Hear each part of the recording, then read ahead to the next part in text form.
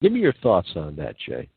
That was exactly what the book was aiming at, that people had to start to prepare to live in these tribal communities once more. Really? Because one of the things that's going to happen with what we were told is that the only way to sustainably keep a peace and a viable, sustainable life, not only physically, but emotionally and spiritually, and keep evolving, would be to go back to a tribal community, in a sense. Now, people always get the wrong ideas and think, a tribal community where people fight with each other, so on and so forth. And we were told, don't use Native Americans because people have a prejudice already over that whole situation.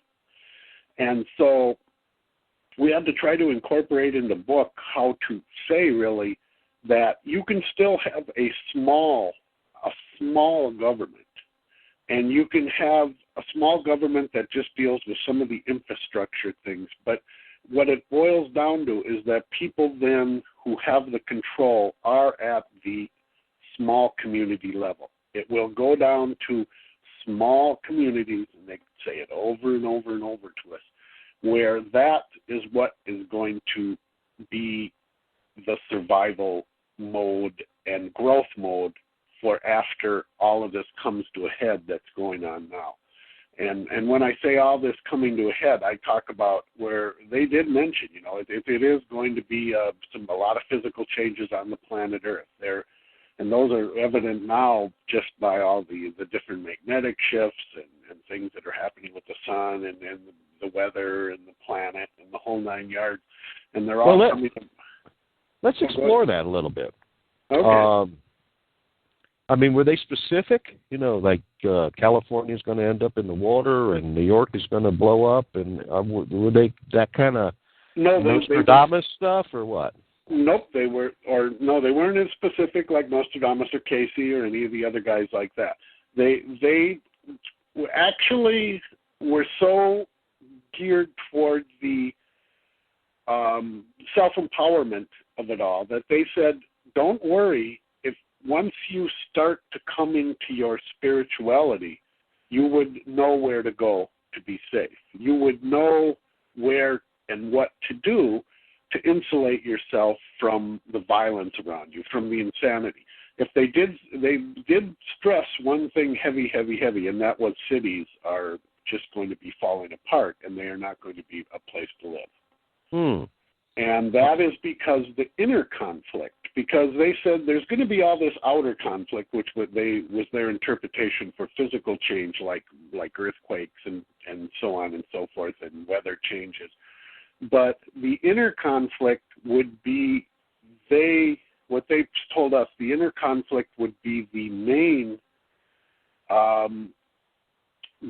problem for people. It would be people having to let go, and suddenly there isn't going to be no white horse coming in to save you. There's going to be nobody to save us. We're going to have to save ourselves, and we're going to have to do it by self-empowerment, then turning actually to our neighbors and saying, we're the ones physically here right now, so it's me and you. Let's start growing our own food. Let's start producing our own energy. Let's start getting organized and turning away from this system, because we're watching it melt down. And when it totally starts to reach a turning point, the peak, it's literally going to be a heavy meltdown where people are just not going to have the services there. They're going to start losing it. They're not going to know where to turn or what to do. The government is going to be in the same place. They did say that some government officials and some government people would be there trying to help.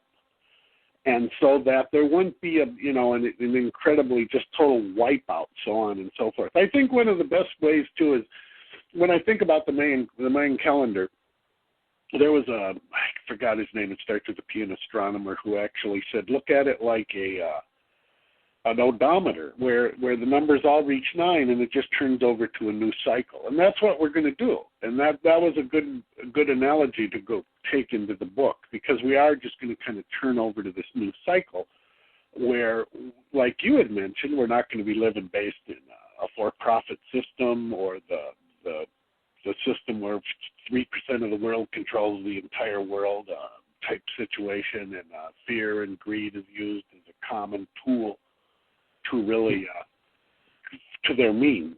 So yeah. So what should we do? Well, we need to this year start to turn away from the system and gently turn away from the system. You don't need to really start with any drastic or hardcore survivalist type of thing. And you know, I've been reading, I want to mention right now, I've been reading some stuff lately. It's funny. One of the things that come up, people always say to me, oh, do I build a bunker? And I say, no. But it's a thing of, it's a thing where the government can prepare for a disaster and they don't call it a survivalist. But then when a individual person does, they put a stigma on it and they make it feel like we're doing something crazy. Sure.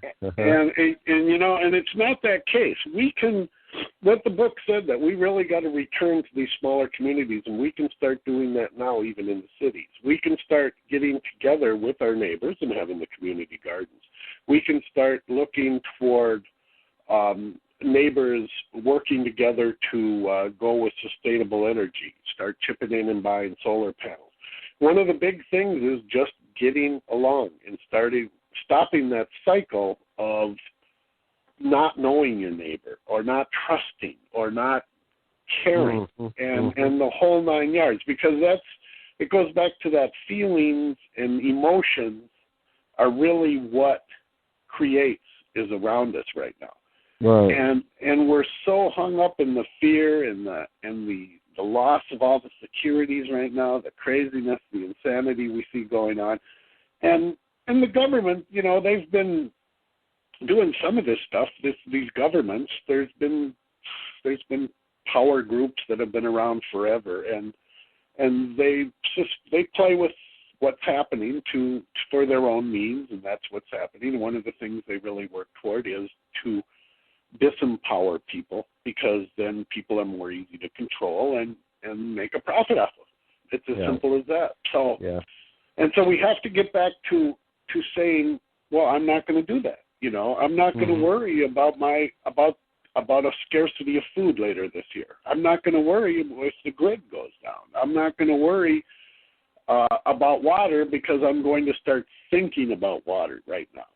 And you got to start thinking about that stuff. And when you start thinking about it and searching out the people around you that really can help you touch base and start to pull away from what's going on, it's the feeling's just wonderful. You really get back into a pretty happy and good. Yeah. So love and compassion. So we don't need the bunker, we don't need the arsenal, but we need to start getting it together with community gardens, everybody chipping in for solar panels, wind energy, alternative energy sources, and just kind of taking care of each other's children, starting to, you know, pull these children out of this system, because the children are getting beat up so bad by the system. They are the biggest victim at this point. Yeah, they're getting some serious programming early on, too, in those schools. Oh, man, serious. Okay, so these group of entities that helped write this book, did they have anything to say about our new president? No, only that there would be people. They wouldn't name names and so on.